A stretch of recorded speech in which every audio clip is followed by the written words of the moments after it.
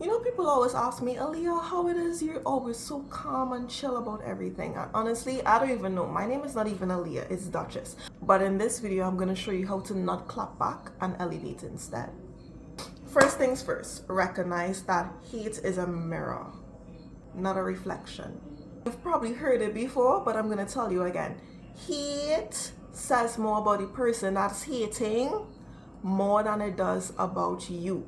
Because half of the time, if you really listen to the things that your haters and your bullies and whoever these people think they are, if you really listen to what it is that they're saying, you realize that they tell on themselves. Ooh, they tell on themselves. I've been in so many situations, whether it was in school or on my previous jobs or just in my day-to-day life, where when someone is saying the most outlandish things about me, about what they think I am or who they think I am as a person, half of the time it's things that they see as a weakness within themselves.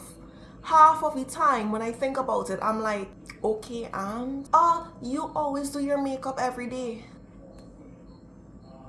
I am the type of person, I like to look good, right? So whenever I step out of the house, I would always make sure, the hair is laid and cute. I would always make sure the face is, even if it's not a full beat, I'll make sure I put like a little concealer on, make sure I put on a little lip gloss, a little lipstick. I have a problem with my eyebrow growth, so I will fill that in because eyebrows are important to your face, okay? Let's not pretend here. So I'll fill in my eyebrows and everything. And if it is I'm gonna be on a job or on my feet or interacting with customers for 8 hours straight, you bet I want to look as good as I possibly can. I want to look as neat as I possibly can, right?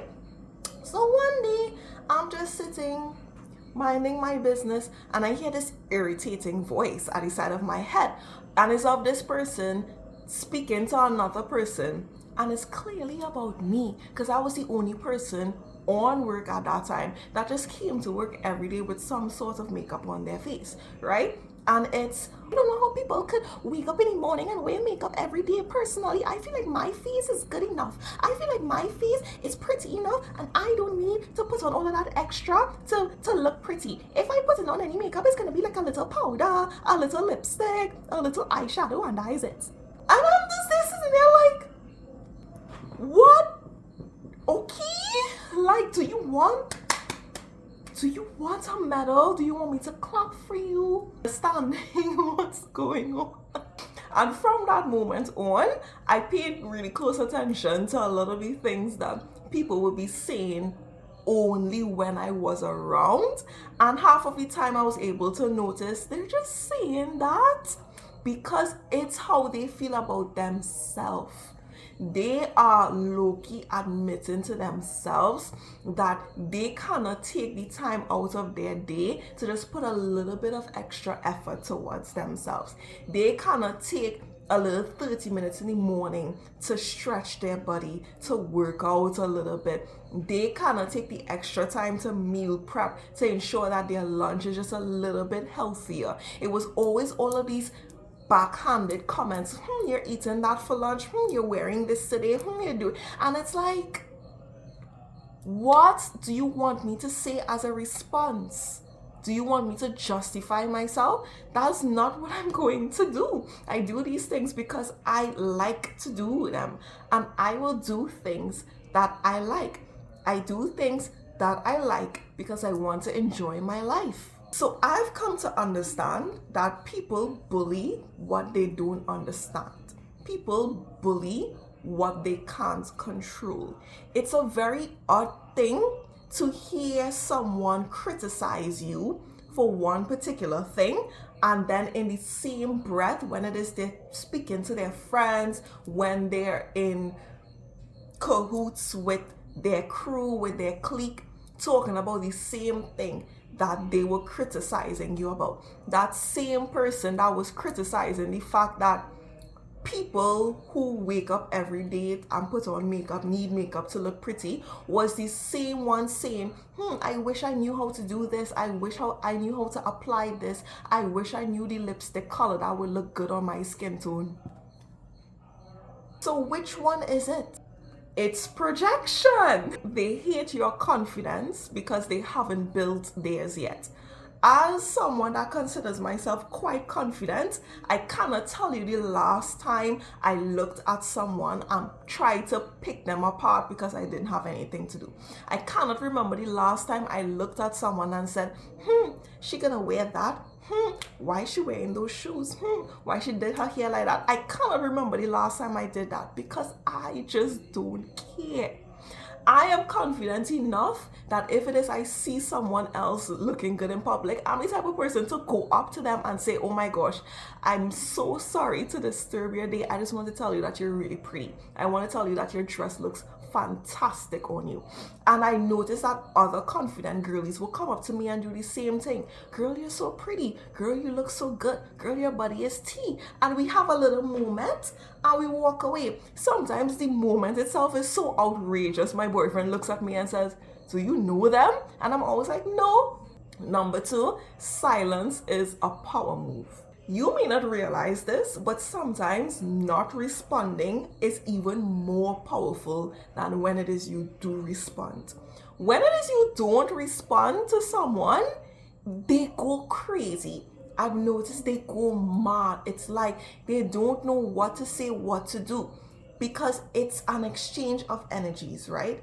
They're taking time out of their day to say something to you. They're taking time out of their week to dedicate to just speaking to you, to dedicate to try to pulling you down. And if it is you were to say something back, they can now say, aha, I got her. I'm in her head. I'm bothering her. If they see one thing that a lot of my friends always told me every time they were around me when things like these were happening, don't ever let them see you sweat. Don't ever let them see you cry. I remember I had one friend, we were going through it, that both of us were going to the bathroom and we would cry. We would cry and then we'd be like, okay, enough of that, dab, dab, dab, dab. We compose ourselves and we head back out like baddies. And no one would ever know that we needed those moments. No one would ever know that we had a breakdown. And it's the fact that they don't know is what's gonna send them crazy. Because if it is they see you cry, if it is they see you break down, if it is they see you have a mental break, they're gonna feel like they won. They're gonna feel like, oh my gosh, the one purpose that I have in my life is working out for me, taking this person down. Yes, who am I that this person who seems so confident and so full of life is now being broken down because of me? Wow, I'm probably this great thing. No, you're not. Never let them see you sweat. Never let them see you cry. They don't deserve it. And the main reason they're doing it is to get something out of you. You hold more power when you don't respond. You hold more power when you don't say anything. You hold more power when it is you let them talk to themselves. Let them talk to a wall. If it's on social media, let's remember, this is your phone. This is your device. And if it is you're an adult and you're paying your bills, you're paying bills for someone to insult you on your phone. Girl, if you don't hit that block button, block, they make another account. Block, they make another account. Block. I've had people make multiple accounts to try to get to me and all of them were blocked. And then years later, they had to make another account to message me again, only to say, I'm so sorry for how I acted. I'm so sorry for the things that I said. I was just in a really bad place at that time and I really didn't mean it. And all I said was, thank you. And then they got blocked again because I'm not taking a chance. Silence creates mystery. It retains control. It keeps you on the pedestal that you are on. The main reason that people are throwing stones at you, the main reason that people are trying to bring you down is because they view you on a pedestal that is higher to themselves. If it is they didn't see any importance to you, if it is they didn't see you as a tree that bear fruit, they would not be trying to pull you down. We have a saying here in my country that says, no one throws stones at an empty mango tree.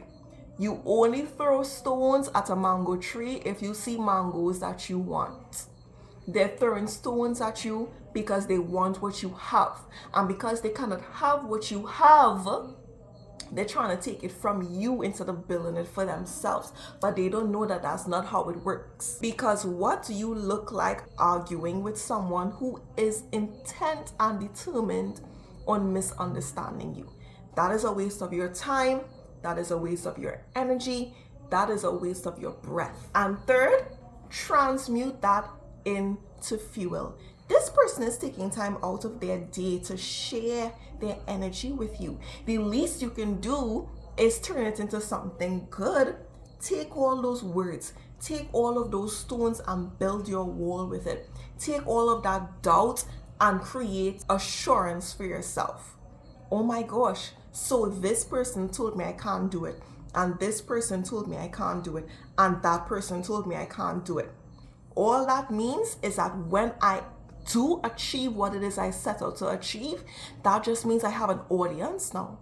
You mean to tell me so many persons took time out of their day to make sure that I felt hopeless, to make sure that I felt that the dream that I was pursuing wasn't gonna make it?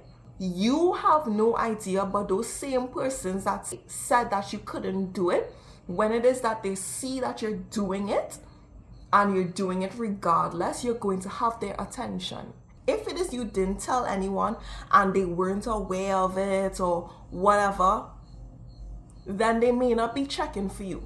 But nobody checks for you. Nobody checks on your goals. Nobody checks on your progress more than a person who told you that you couldn't do it. Every hater is a secret fan in denial. Every bully is someone that wish they were you, but they don't know how to compute those emotions and they don't know how to show that in a healthy way. All they know is violence.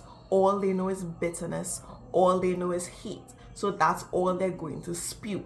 But low-key, they wish they were your friend. They wish they were in your circle. They wish they had what you had. They wish they had your spark. They wish they had your potential. And because they don't, because instead of working on themselves, they are going to try to make you feel just as hopeless as they feel. You've been hated and you've been bullied just for existing. But this is because there's a calling on your life that is now beginning to blossom. If this video resonated with you, let me know because I post like this quite often. Thank you.